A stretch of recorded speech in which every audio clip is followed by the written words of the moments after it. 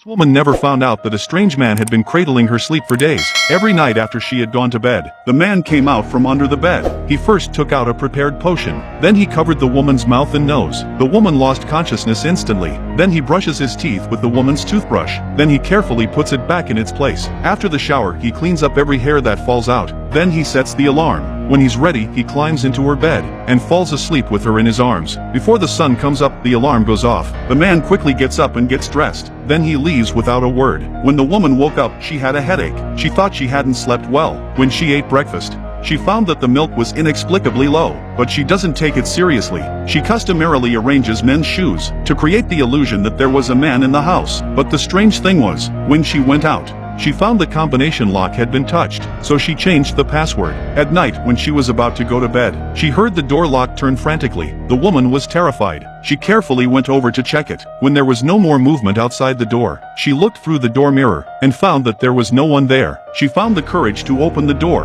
but there was no one in the hallway either. But there was a cigarette butt on the floor. She immediately called the police, but the police didn't care and reprimanded her. At night, when she was asleep, the man came out of the bathroom again and stroked her hair tenderly. The next day when she woke up, she was still dizzy, and her condition was getting worse and worse. Last night's panic made her want to rent another apartment, but the rent was too expensive. To make matters worse, when she went to work, she met another pervert. He asks women to go out with him. When she refused, he yelled at her in public. Luckily, her boss got the security guards to kick him out in time, but he didn't give up. When the woman was waiting for the bus after work at night, the pervert who harassed her showed up again. He grabbed the woman's arm and said he wanted to go home with her. Coincidentally, a passing boss saved the woman again and drove her home, but the power suddenly went out at home. Then there was another knock at the door. It's her boss bringing her wallet. It turns out she left her wallet in the car in a hurry. Then the man helped her to fix the electricity. He saw the men's underwear in the living room. The woman explains that it's just a precautionary measure.